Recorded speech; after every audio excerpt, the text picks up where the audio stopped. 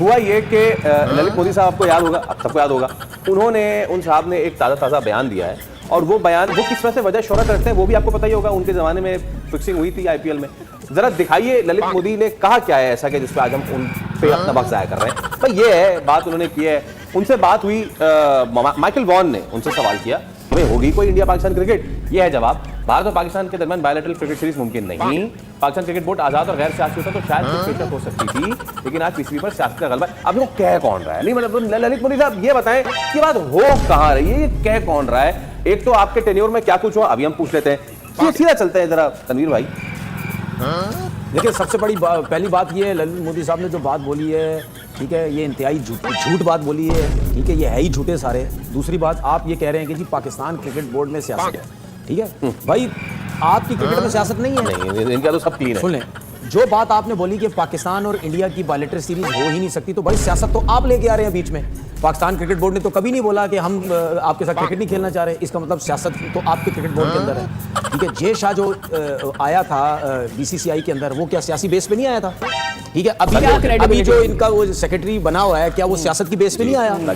ठीक है, अभी जो गौतम गंभीर इंडियन टीम का हेड कोच बना हुआ, क्या वो सियासत पे नहीं आया?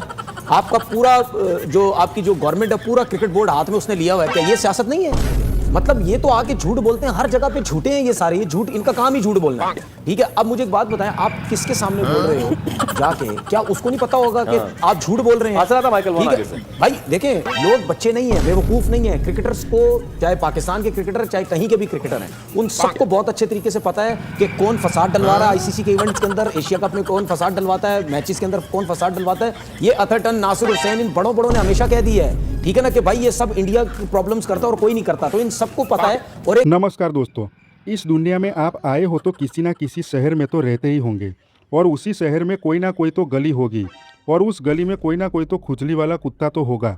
उस खुजली वाले कुत्ते के पिछवाड़े में फंसी हुई ड्राई टट्टी को सूंघ कर नशा करने वाला ये पाकिस्तानी खुजली वाला कुत्ता यानी कि तनवीर अहमद, इनको पालने वाला बाप यानी कि बीसीसीआई को गाली दे रहा है। अगर इसकी परवरिश अच्छे से हुई होती तो उसको पता होता कि आज क्रिकेट में इनको आटा देता है बीसीसीआई। पर इन लोगों का तो ना कोई मान है, ना कोई धर्म है और ना ही ईमान। ललित मोदी भले ही इंडिया छोड़ के चला गया हो, वो इंडिया का प्रॉब्लम है, लेकिन ललित मोदी ने लंदन में बैठकर माइकल वॉन को इंटरव्यू देते टाइम इन भिखमंगों को रेल दिया।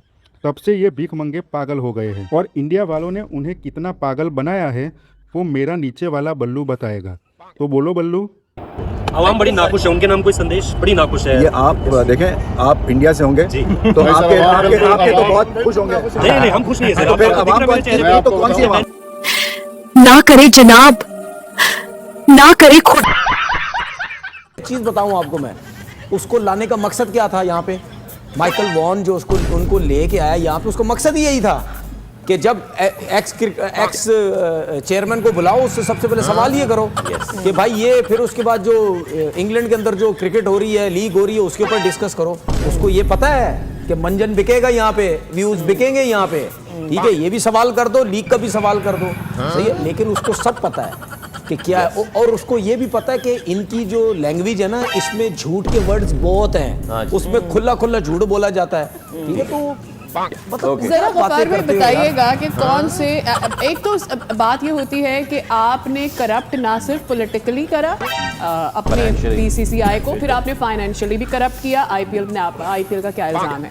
तो जरा एक दफा मेरे ख्याल में अगर ललित साहब तक पहुंचेगी वैसे तो ये बात, लेकिन व्यूअर्स को भी जरा रिमाइंड करा दे, हाँ, कि रिमाइंड करा दें कि क्या एक्चुअली वो फाइनेंशियल मसाइल थे जिनकी वजह से उनको बोला गया कि साहब आप जरा साइड में। ये ललित मोदी साहब जो है ना बैंड है इंडिया में, अब क्रिकेट में कोई रोल नहीं ले सकते फाइनेंशियल इरेगुलरिटीज की वजह से और फाइनेंशियल करप्शन। इंडिया जा सकते हैं और इंडिया भी नहीं जा, इन पे वैसे ऑफिशियली बैन नहीं है, बट ये अवॉइड करते हैं कि मैं जैसे ही गया ना, इन्होंने पकड़ के मुझे कहीं ना कहीं ले जाना। और सीधी बात यह है कि ये ज़रूर उनका क्रेडिट है कि आईपीएल शुरू की थी।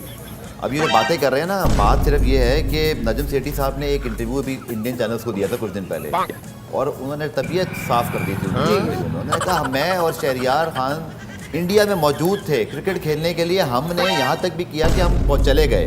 ये और बात है, मेरा ज़ाती तौर पर इससे इख्तलाफ है कि हमेशा ऐसे नहीं जाना चाहिए था। आपने वहाँ पर मीटिंग सेट की और बाद में एक हंगामा हुआ, एक सियासी जमात ने धमकी दी, आपने मिलने से इनकार कर दिया।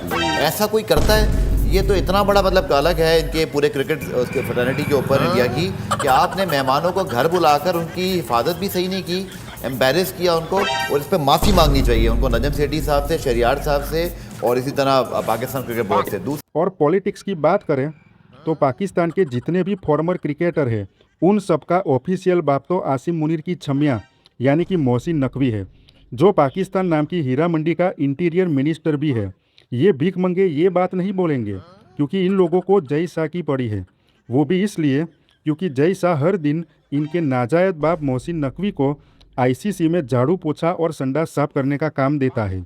बाकी तो आपको ये वीडियो पसंद आई हो और आप भी जज्बे वाली कौम हो तो कमेंट में लिख दो जज्बे वाली कौम।